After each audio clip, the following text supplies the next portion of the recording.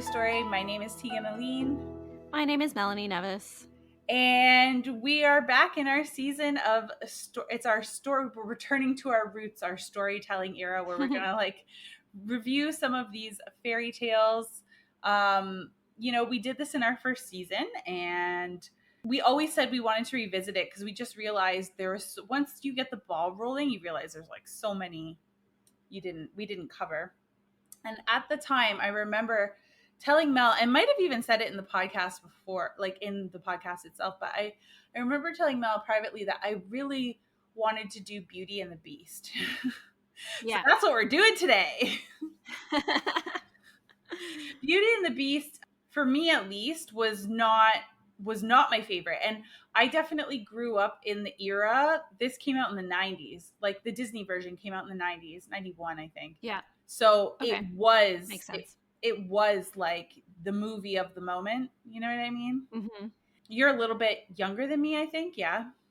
Yeah, but I still would have watched it. Maybe not right when it came out, because I would have been just 3 at the time. But I watched it by the time I was 4. Yeah. And it was really just a year later, 4 or 5. It was really, how Disney movies have there's always a group of kids and girls that cling on to the Disney princess movies, and it's generally around, it just depends on when they come out. So that was the one when I was growing up, was Beauty and the Beast. But for me, I was never very interested in it. I didn't like it. Really? I always really liked Belle. I liked that she was different. She went around with an apron, didn't really look like she had all that much money, and really liked books and reading. I liked that aspect of her. I liked that she had brown hair and brown eyes. Yeah. Or did she have brown eyes? Now I don't remember. I think she definitely had brown hair, which a lot of Disney princesses didn't. Yeah. Because brown hair, brown eyes. That's me. She's kind of like a reluctant, she's not looking to be a princess or anything like that. She seems perfectly happy and content in her life, and kind of is in this situation because she's just being an honorable daughter. So exactly. I don't know if I need to rehash the actual Beauty and the Beast, because I feel like it's so well known. It even has a Broadway play. The Disney version has a Broadway play. But to summarize it, I guess we can say Belle lives in a small village with her father, who is an inventor. I'm going to just summarize the Disney version. And the local hunter hot boy is really into her and wants to marry her because she is so pretty and unassuming. But everybody thinks she's kind of weird because she just is like a bookworm. But she's also kind of she's wishes she could get out into the world and explore the world. So books help her do that. Which is funny because technically in a way she's kind of a bit of an escapist, but that's a whole other trait. That's a whole other thing. But I think that in that aspect she was very relatable. I always from a very young age wanted to go out and see the world. Yeah, so did I. So I can definitely relate to that, right? Yeah. And so this guy Gaston, he really wants her. She's not into it. And then her dad goes away to a convention, and he gets lost on his way, and he finds himself in a castle, and he kind of wanders in there, and he notices things are moving, like clocks and things like that.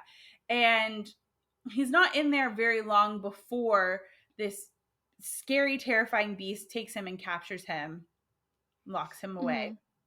And I think I buried the lead. There's a really important part where I think he takes a rose, right? He takes a rose for Belle or something like this. Or is that just in the later stories? I can't remember if that's in the Disney version. Honestly, I can't remember. No, it's not in the Disney version. That is insane. Okay, anyways.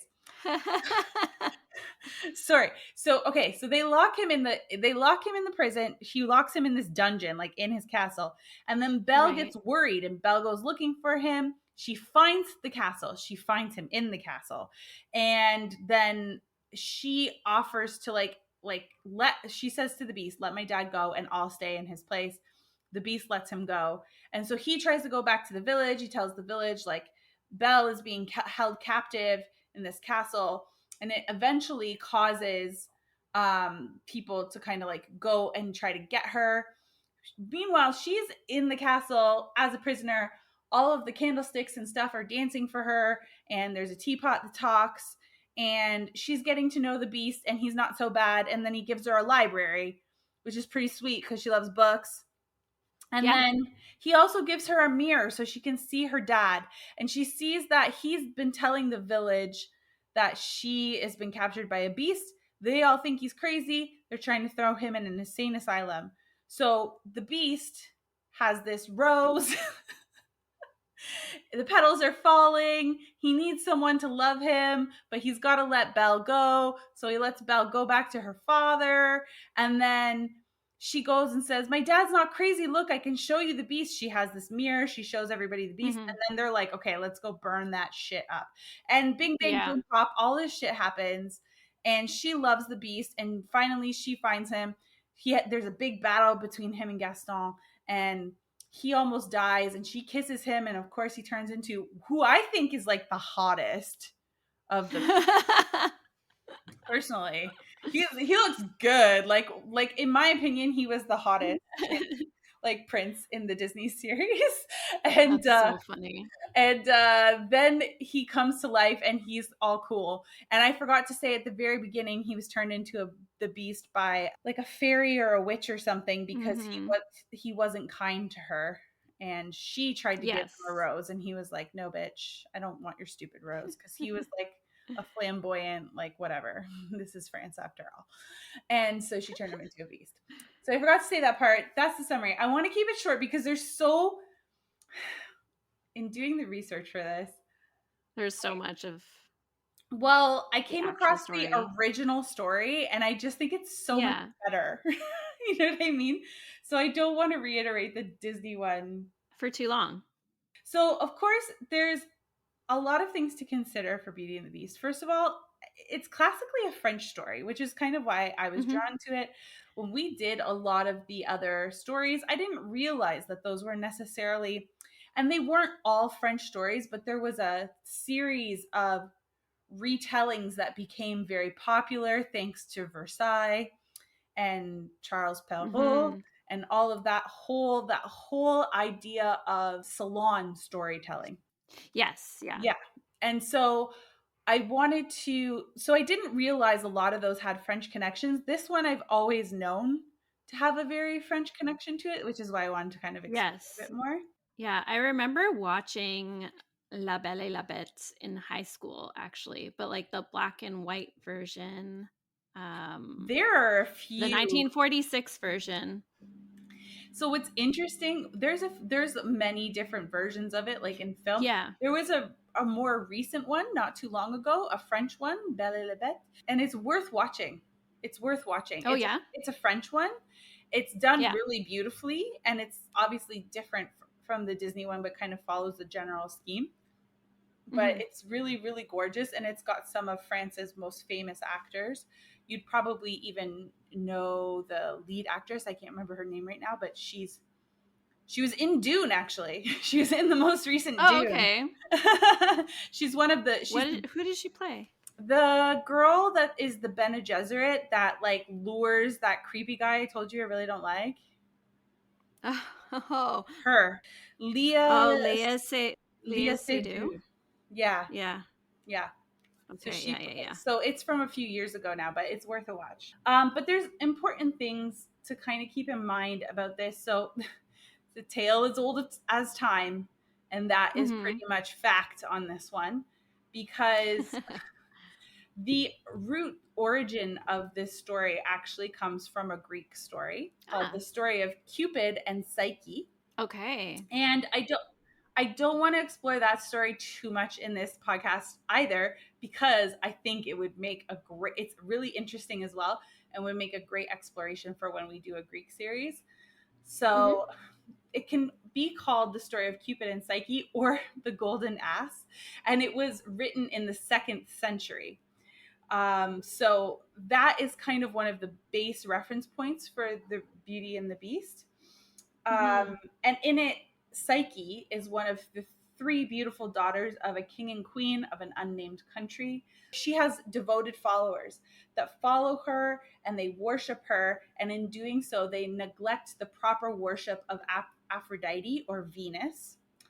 And Mm-hmm. Psyche is also rumored to be the second coming of Venus. And Venus is not into that and she does not like it.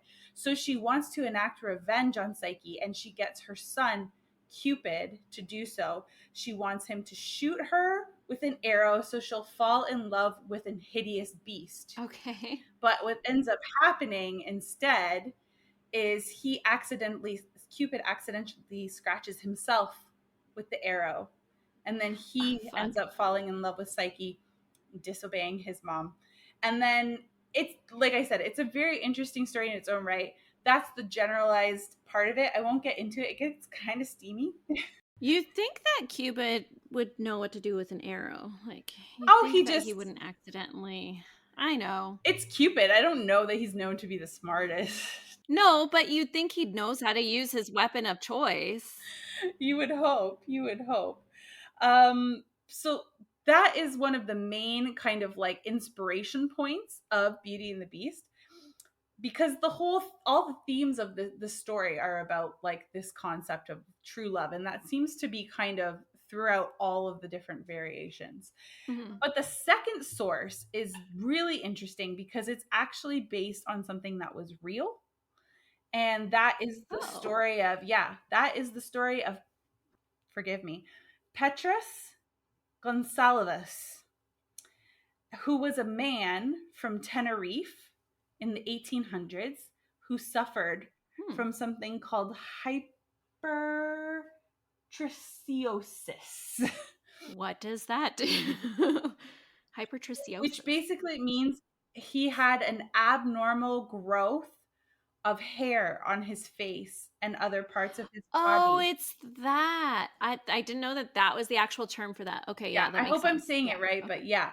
So this man, he had abnormal growth all over his face and body, and actually they Yeah. used him as a reference for one of the black and white versions of the old Beauty and the Beast. So, Mhm. yeah. So basically what happened is this guy, somehow he became under the protection of a French king, and in the time he was under the protection of this French king, he married a beautiful Parisian woman named Catherine. So his story is also kind of a basis for this story as well, mixed with the story Okay. of Venus. So it's almost like, And his is a true yep, story. that's a real thing that actually happened. Aw, Yeah.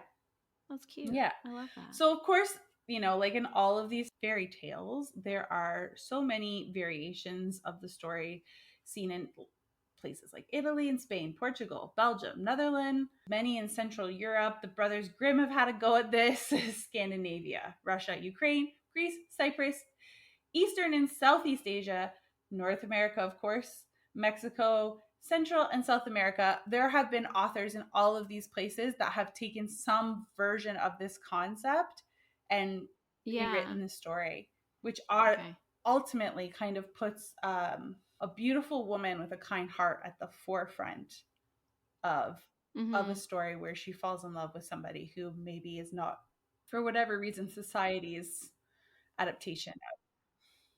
Yes, he's not what he should be Yes. by society's standards. He doesn't fit into the box. So, in the form that we first come to know La Belle et la Bête, it is written by a French novelist, and her name is Gabrielle-Suzanne de Villeneuve. And I think we've talked about Hmm. her before, maybe. And she originally published it in 1740 in a book called Les gens américains et les contes marins. So, the young Americans and marine tales. And like I said, it was a salon tale. So it was told in the salons and the palaces in Versailles. It was an adult story Mhm. meant to kind of like arouse the feelings of love and affection from women and people in those Right. kinds of stories, not for children, right? Right, right, right. And then just under or a decade, no, just over a decade later, so about 16 years later, it gets shortened and abridged by the French novelist Jean-Marie La Prince de Beaumont. And she actually rewrites it and publishes it in Le Magasin des Enfants in Okay. 1756. So, and So she turning it into a kid's story is kind of brings it yeah. to where we know it from now. So Okay, so it's no longer the steamy romance novel. well, It's it's not even that it's a steamy romance novel necessarily in the original version, well, but it oh, really? But, like, if it's a salon story meant to evoke feelings of romances or, like, it's like a soap opera? yeah, it's very Okay. telenovela-y. And I'm gonna go Okay. through the whole Cool. story with you so you'll Okay. see. Because I read it today and I was like, "What? There's so many moving parts to this. Holy smokes." But yeah, so when Jean-Marie, when she revises the story, she Mhm. changes a lot. She takes a lot of elements away, and therefore Mhm. she kind of simplifies it, and she kind of makes it more palatable, I guess, in a certain way for kids. But Mhm. after reading Villeneuve's like version of it, I was really surprised because for me, it almost feels like throughout history they've made the beast like darker as a character than he's originally Mm. portrayed in the story. Mm. And they've also made Belle way more virtuous than she actually was, and her Mm. father as well. Interesting. Yeah, it's very interesting. That doesn't really surprise me either, No? though. How come? I don't know, I just feel like it makes sense. We always see this where eventually a lot of characters that are different almost become villainized in a way, Yeah. and then they face a redemption arc. Like there's Mm, these arcs that happen, these patterns that happen. yeah, true. So I'm not surprised in that way. Yeah. I get that. I get that for Yeah. sure. Yeah, so I think it's really interesting, just the differences from one story to the next. So I'm gonna Mhm. retell like what is considered the original version from 1740, Okay. and Okay. you can tell me what you think of it. Because I actually think it's amazing, and I wish somebody would redo it like just like this. Okay. So instead of her father being an inventor, he's actually a Mhm. widowed merchant. Okay. Okay. So he's a Mhm. merchant and he lives in a maison, so like in a city house, with his 12 children, 6 sons and 6 daughters. All his daughters are very beautiful, but the youngest daughter, Beauty, is the most gorgeous among all of them. Beauty is the loveliest, as well as kind, well read, and pure of heart, while her elder sisters, in contrast, are cruel, selfish, vain, spoiled, and jealous of Beauty. Mm. Also interesting because you'll hear some stuff that really sounds like Cinderella vibes in this as well. Yeah. But they're her actual sisters, not Right, right. stepsisters. But it's interesting to see how things get piecemealed around from stories to story. Yeah, of course. I like this bit. I'm just gonna relax. Yeah. So the merchant and his children become poor when their house burns down and all of his ships get lost in a storm at sea and robbed by pirates. He and his children are forced to move out of the city and live in a small cottage in the countryside and work for a living. While Beauty makes a firm resolution to adjust to rural life with a cheerful disposition, her sisters do not, and they mistake her determination for stupidity. So they all move into the Oh. city, or they all move into the countryside. She's willing to make a go of it. The rest of them Mhm. are not. But Or I like this is absolute Yeah. trash. But I think it's really interesting because in the most recent adaptation of Beauty and the Beast, there's this whole bit that they added in about her and her father and mother being in this like abandoned or this like little loft apartment in Paris. Mm. And I was like, why Huh. did they put that in? But I think they were trying to harken back to this early idea that they didn't start in the village. And I think it also kind of Right. makes sense when you think about the fact that they think differently. They think kind of technically progressively in a way. um, Yeah. at least in the Disney version. So, yeah. So 2 years Mhm. later, the merchant hears that one of his trade ships that he had sent away has arrived back in a port. So maybe now finally they're going to get some money back from all of the money that they lost. And Right. this ship just happened to, escape the destruction of the others. So he decides he's going to leave and go to see the ship and see what he can get. So before leaving, he asks his children if they wish for him to bring any gifts back for them. His older daughters ask for clothes and jewels and the finest dresses possible, as they think that his wealth has returned.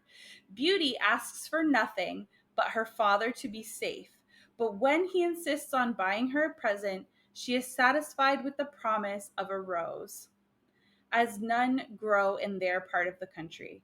The merchant, Oh, yeah, okay. the merchant, to his dismay, finds that his ship's cargo has been seized to pay his debts, leaving him penniless and unable to buy the presents. So finally, when he gets there, it's all for naught, and all Yeah. of the cargo has been taken to pay off what the damages from before. So he actually doesn't have Right. anything to get them. Your cat's so cute. The cat I return. can't do anything Do about you this. like Yeah. Beauty and the Beast? Mine's She hiding from her likes vet anything appointment. and everything. So on his way back, he's obviously upset about all of this, but on his way back, he becomes lost in a vicious storm. And seeking shelter, he comes upon a castle surrounded by a bunch of lifelike statues.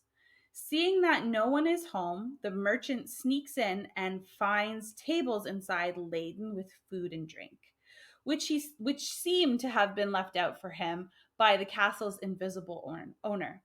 So the merchant accepts this gift and he spends the night in the castle. The next morning, the merchant has come to view the palace as his own possession and is about to leave to fetch his children. Sure guy. Yeah, sure, guy. He's about to leave to go get his children and move them into this palace when he sees a rose garden and recalls that Beauty had desired a rose. The merchant quickly plucks the loveliest rose he can find and is about to pluck more to create a bouquet, only to end up being confronted by a hideous beast who tries to kill him for stealing his most precious possession, even after accepting his hospitality. The merchant begs to be set free, revealing that he had only picked the rose as a gift for his youngest daughter. The beast agrees to let him give the rose to Beauty, but only if the merchant brings one of his daughters to take his place without deception. He makes it clear that she Hmm. must agree to take his place while under no illusions about her predicament. So immediately, like, it more or less sounds the same to this point, but immediately we see some major differences in the beast's behavior. Whereas he's actually Hmm. like fine for the guy to come stay in night. You see the merchant also. Yeah, he like set him some food up, but the ding dong is like, okay, this must mean that it's all mine. Like, who does that? Yeah, exactly. And then he's obviously mad when he takes like the one thing that's actually really important to the beast, which is the rose, right? Yeah. But okay. Okay. Go ahead. No, go on, go on. I just don't understand. So he's trapped there, but he's like, no, I have to give this rose to my daughter, and then he's willing to go back and give a rose to his daughter, and then entrap one of his daughters Yeah, in his yeah, place instead. yeah. Also Like shady. that's a pretty shitty dad. Yeah, yeah, exactly. So the beast, so he says, like, I took this rose for my daughter, and the beast is like, fine, you can give it to your daughter.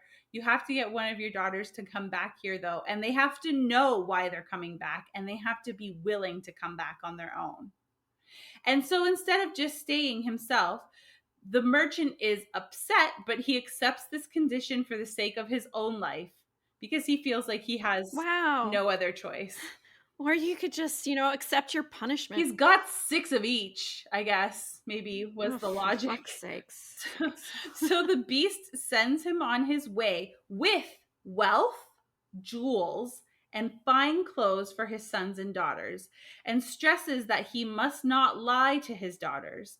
The merchant, upon arriving home, hands Beauty the rose she requested and informs her that it had a terrible price because it's totally her fault. Yeah, it's her fault, and he's gonna give all the jewels and everything to the other kids who are spoiled rotten and take the one unselfish child and condemn her to what he probably thinks will be a life of misery. So he's not necessarily insistent upon her going, but kind of telling her that it's her fault because she's a good person makes it feel like it's her responsibility, right? So It's just Stockholm syndrome in a different way. yeah. Really. Facts, which I mean, this story has Stockholm syndrome written all over it, but like we all know that. So anyways, he goes back, he tells her what happens. He tells all his kids what happens. And immediately her brothers say they're going to go to the castle and they're going to fight the beast. While his older daughters, they absolutely refuse to leave the house, and they blame everything. Mhm. They also blame everything on Beauty, urging her to right her own wrong. So the merchant tries to dissuade them, and he actually tries to forbid any of them from leaving at all.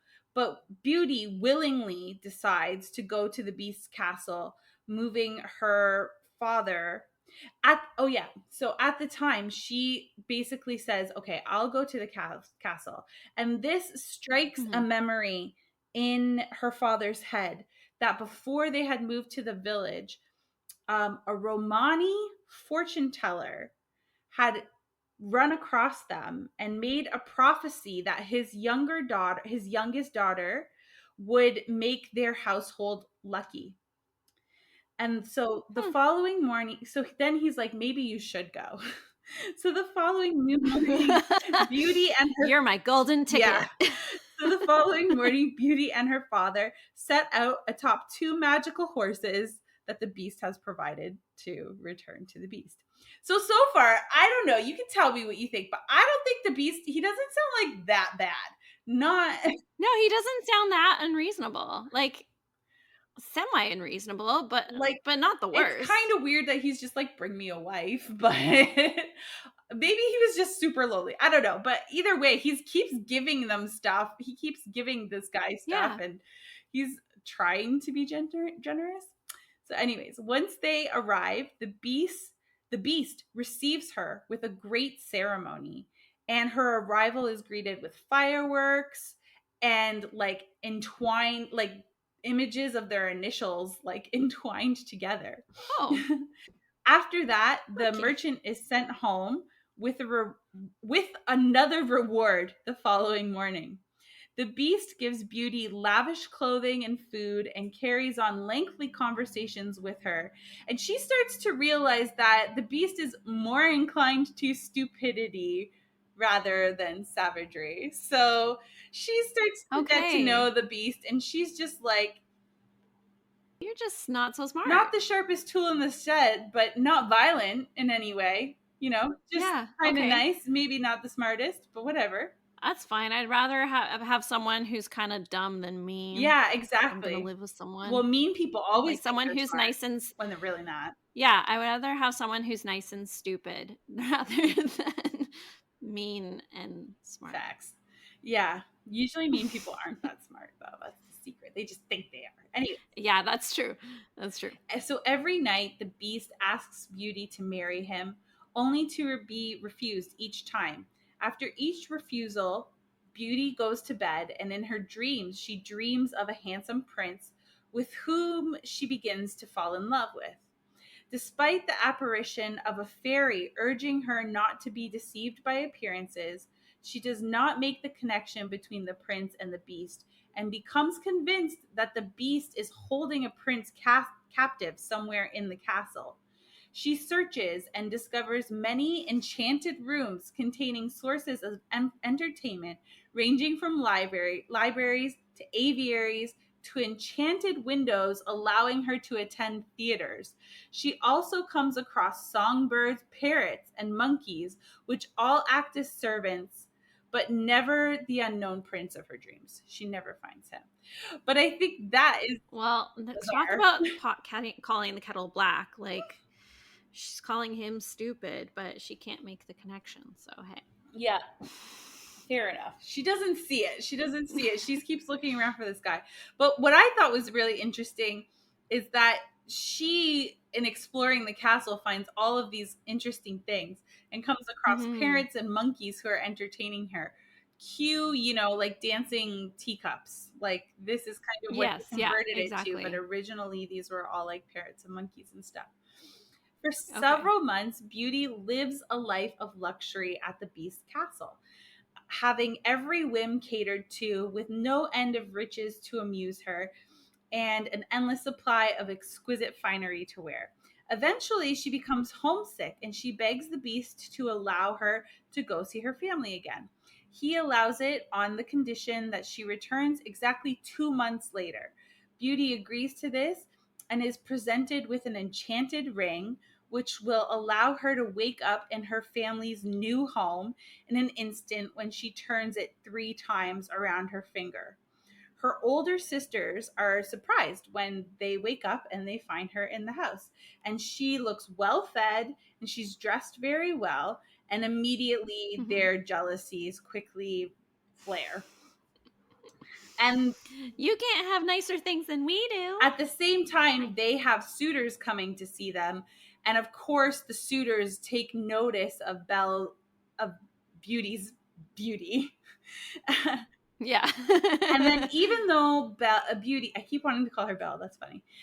Even though Beauty bestows lavish gifts onto them and informs the men that she's only there to witness her sister's weddings, her father hints that if Beauty is going to her sister's weddings, he should make it clear that she is going to marry the Beast as well. However, Beauty Mm. rejects her father, and her brothers do all they can to prevent her from going back to the castle, and she reluctantly agrees to stay longer. So the girls are getting married, the suitors are looking at her. She's like, "I'm just here." And the dad's like, "You should say you're marrying the Beast." And she's like, "I'm not marrying the Beast." And then the brothers are like, "You can't go back." And she's like, "Okay, fine. I'll stay." Marry the beast, but don't go back. But do this, but don't do that. Yeah, full of contradictions. So when the 2 months have passed, she begins to start having visions of the Beast dying alone on the castle grounds. And immediately she feels called to return, despite her brother's resolve to stop her from doing so. Once, Uh-huh. so she decides to go back. She turns her ring and she goes back to the castle. And when she gets there, her fears are confirmed. And she finds the Beast near death in a cave on the grounds. Seeing this, she's really upset, realizing that she actually does love him. But despite this, she remains calm and she fetches some water from a nearby spring. She goes and gives it to him to kind of resuscitate him. And that night, she agrees to marry him. When she wakes up next to him, just one sentence to Mm-hmm. another. Let's skip everything that happened in Mm-hmm. between the agreement to marriage. Yeah, sure. When, Yeah. when she wakes up next to him, she finds that the Beast has transformed into the prince from her dreams. This is where it takes a turn, okay? Oh, okay. She finds him and he's there and he's the prince of her dreams, but immediately after that, a fairy arrives who has and it's the fairy that's been previously advising her in her dreams. And then another Okay. person shows up who is a woman, and this woman is brought in a golden carriage pulled by white stags. The woman turns out to be the prince's mother. Okay, I thought you were gonna say wife, but No, okay. oh God, could you imagine? I was just like, oh. And the queen is very happy to see that they are going to get married. But then she's mad because she finds out that Beauty is not from noble birth. Oh, for fuck's sakes. Are you serious? Yeah. So the fairy chastises the queen. And then she eventually reveals that Beauty is actually a princess and their niece. Oh. My face just did a really weird thing. So it turns out that I'm like, That they're I'm cousins. oh yeah. Like, yeah, let's gloss over the fact that they're cousins. But Well no, for sure, they're definitely well, I mean, cousins. at the time, this was a common thing with royalty, Yeah. so sure. Okay. Tracks. Yeah. But what? Tracks, yeah. What in the hot hell? Anyways. So how is she of nobility, and how are they unaware of this? All right. Well, I'm glad you asked. I swear, this is just how, like, well, actually, I'm not gonna say it because I don't know of how many people have watched the second Dune, but this is basically her finding out that she's of a certain lineage. Oh yeah, true fact. Yeah! Holy what? Oh my god. Don't say that. Don't spoiler alert. Don't give it away. That was I'm not gonna say crazy. what more. That was so crazy. I can't tell you the deep level of betrayal that I felt in me. Anyways, so basically, this queen, who is the mother of the beast, her brother, who was the king of a place called Fortunate Island. What's up with all these islands? Okay, yeah. Anyways, yeah, I don't know. So Beauty was his daughter, and it was a daughter that he had with a woman who was a fairy who was the sister of this fairy. So Okay. this All right. fairy is her aunt, the fairy that's like appearing. There's so much fairy lore in this, and immediately we're like Okay. back into last season. You know what I mean? Like, so yeah, there's a whole thing about fairies that just gets lifted right out in the other stories, which I kind of understand Interesting. why, but I Yeah. also think it's kind of fun. So she ends up telling them that Beauty is actually the daughter of this fairy woman and this king. So when she what?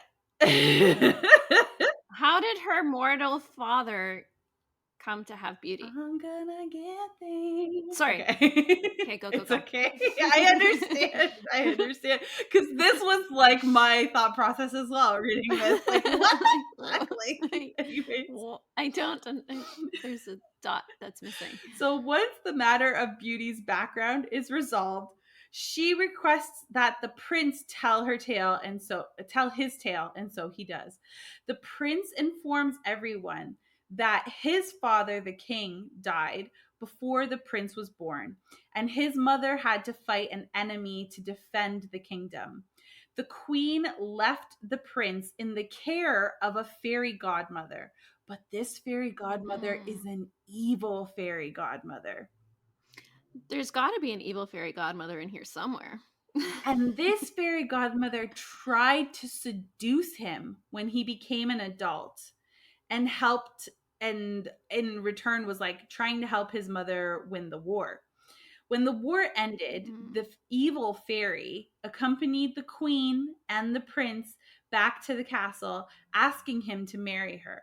But the prince refused to marry the evil fairy, who, in a rage, transformed him into an ugly beast in front of his shocked mother.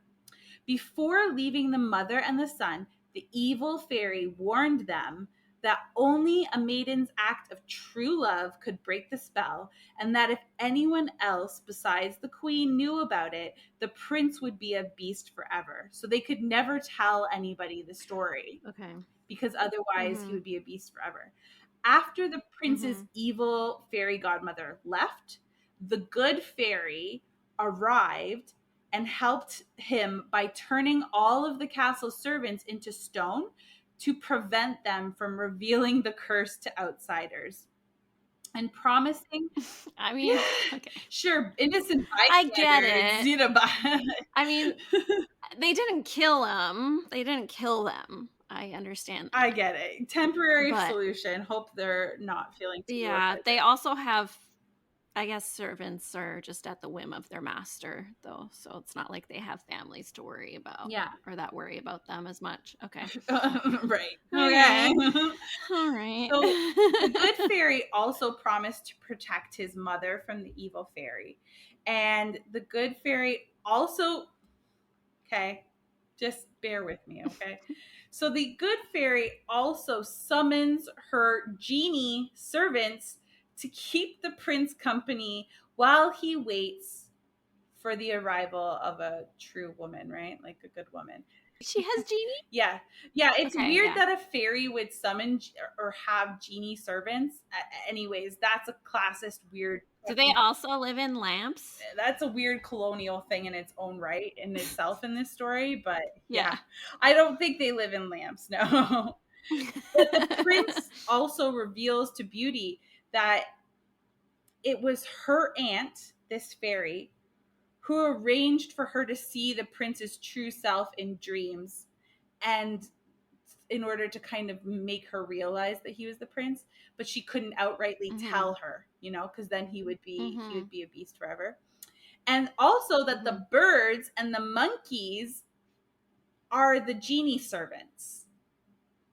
So Right. all of the birds and monkeys she found in the aviaries and everything on the premise that are like entertaining her and him, they are the genie servants that the good fairy put there to kind of keep him preoccupied, waiting for this prince, or waiting for Beauty to come home. Yeah. Yeah.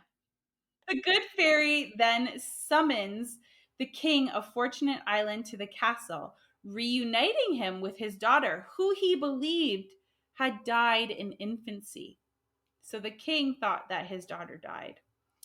After bringing the petrified servants back to life, the fairy tells the royal family her whole side of the story. So this king, Beauty's father, he ended up marrying a fairy woman who disguised herself and her genie servants as a shepherdess and a flock of sheep. So he came across a shepherdess and a flock of sheep, married her, found out later she was a fairy. Shortly after, her daughter was born. The queen of Fortunate Island then sent her husband on a hunting trip before she and her sister went to fairyland Mhm. for a triannual meeting with the fairy queen. At Mhm. the Mhm. meeting, the good fairy's sister was imprisoned. So, Beauty's mother was imprisoned for being a non elder fairy with a mortal husband and child. The laws of fairyland forbid Oh. non elder fairies aged below 1,000 years, from having family with humans. Acting as a chief Oh. persecutor at the trial was none other than the prince's evil godmother, Of who, course. who herself was an elder fairy. As further Mhm. punishment, another elder fairy cursed the princess of Fortunate Island to marry a beast. Okay. Uh-huh. So we have two curses happening here. And then basically, Beauty's aunt is like, I'm going to arrange these two to be together. And if they can fall Mhm. in love genuinely, it'll break all the curses. Two birds, one stone. Pretty much. Okay. So, okay. This is like a I telenovela. told ya. It's crazy. Prior to cursing her godson, the evil fairy first attempts to seduce the king by becoming his daughter's governess. The evil fairy then hired a greedy couple to kill the princess as part of her plot to marry the king. So this lady's just up in she's just up in everybody. She's the real bad deal in this one. To rescue her Mhm. niece, the good fairy, who is then 990 years old, became an elder master by mastering a terrible act, a transformation spell to turn into a bear and kill the would be murderers whose blood she dipped the princess's clothes in to fake the child's death. Okay, so does that make sense? Basically, she became an Okay. elder Yeah. fairy. She killed the murderers that were going to kill the king, but then she used Mhm. their blood to put it on the princess to make it look like she was dead. Sneaky, sneaky. Yeah. Okay. Okay. The good Mhm. fairy then spirited her niece away to a countryside cottage. And this is actually quite interesting based on our last season. So she spirited her niece away to a countryside cottage inhabited by three sleeping women and a sick baby girl, the same age as the princess. When the sick Oh, changeling. Yes. When the sick child died, the good fairy secretly swapped the two little girls, burying the dead baby in an unmarked grave. Returning to the Aw. cottage to find the women waking up, the good fairy transformed into a beggar and asked them for food and asked them who they were. The three women replied that they were nurses whose master, the merchant, had sent to the countryside with his youngest child, hoping the women and the country fresh air would cure her. Surprised to find the healthy girl in a cradle and unaware she was not their master's child, the three nurses soon returned to the city with the princess. And that's how the merchant gets Beauty as his youngest Gets daughter. She's a involved. changeling swap. And I guess they looked identical too. Maybe they just both look like babies. I don't know. I know, but like babies look different. I know. Facts. Facts.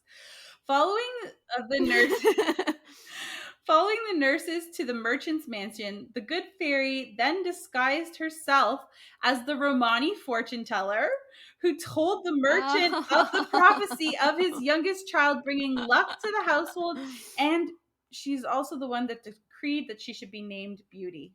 Oh, puppeteering to the next Wow. level. Yeah, Bene Gesserit, but good Bene Gesserit in this one, I guess.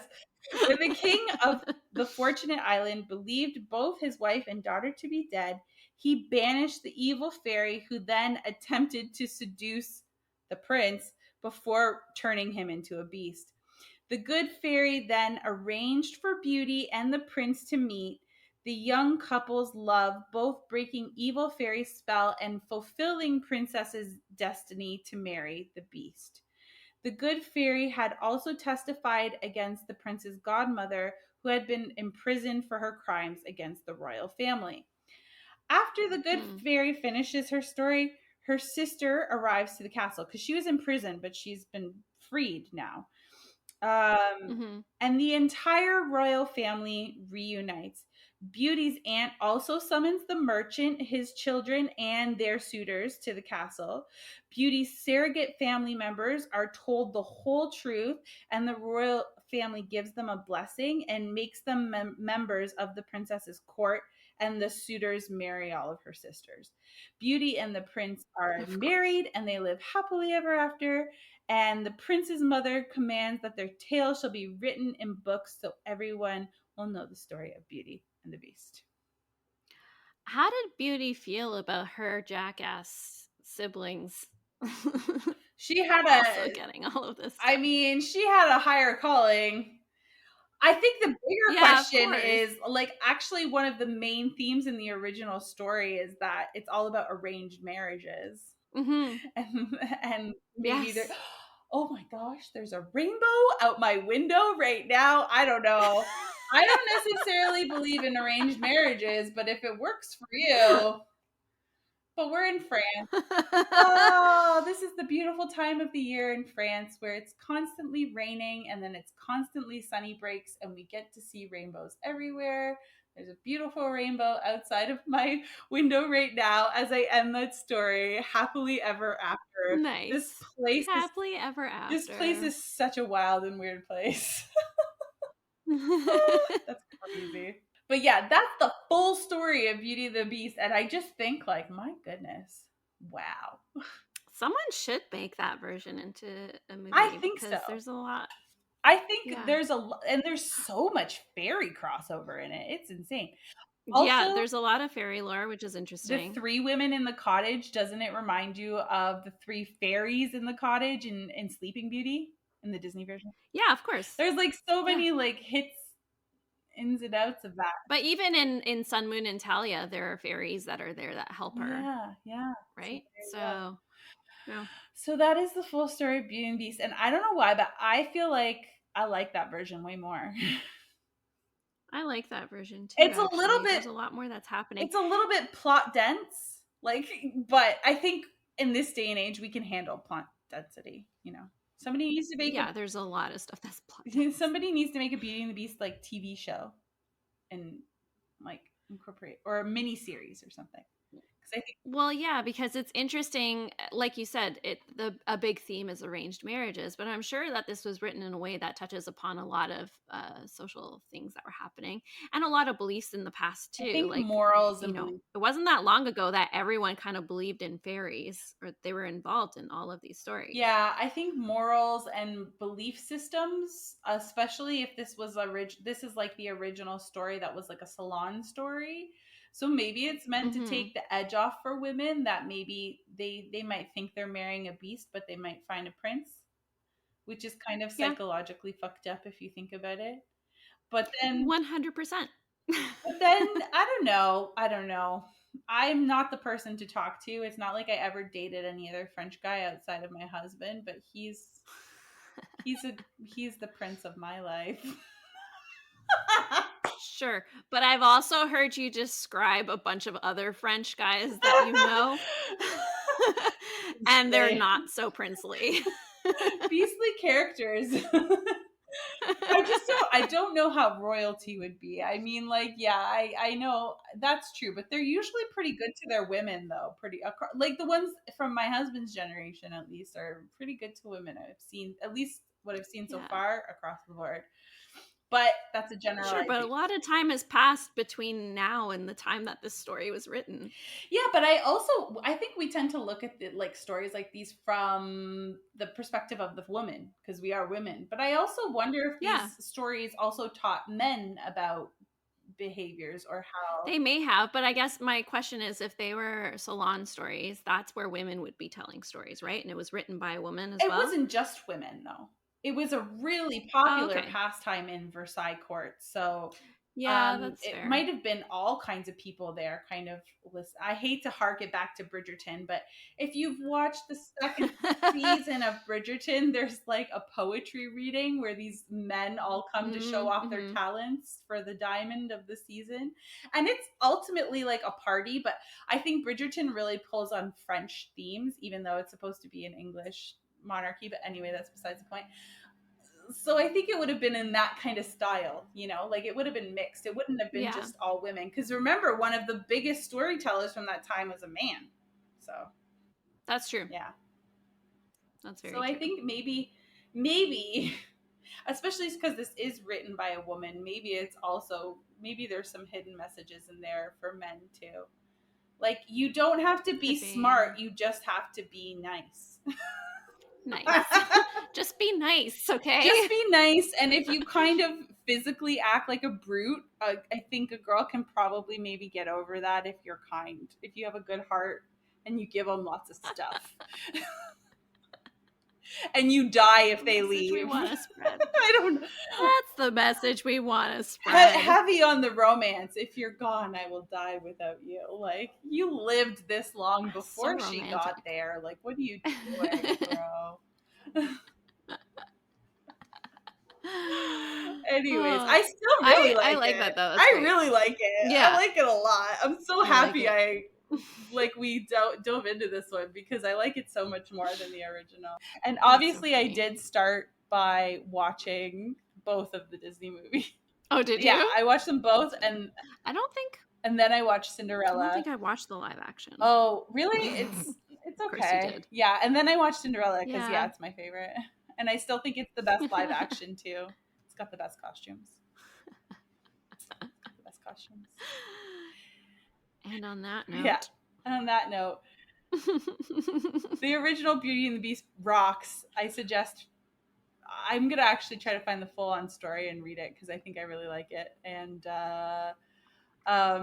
this totally shifted how I felt about the story. Actually, I like it so much more. Yeah, interesting. I mean, that's great that you do. yeah. So that's Beauty and the I Beast. wonder. What a roller coaster! Yeah, Definitely I'm a trying soap to remember. opera. I think the Beauty and the Beast that I watched in high school was a French movie. It was a black and white French. Oh yes, because Yeah. Michael told me that this story is very, very famous here to the point where you know how like you know, I had this really silly. It's a very British centric realization. But Hmm. one day I was talking to Michael and I was like, "Didn't you guys study Shakespeare?" And he was like, "No." And I was like, Why would they? "Fuck yeah! Like, why would they? like, but that's like Yeah. really Yeah. English colonial mentality that was kind of just baked in from school.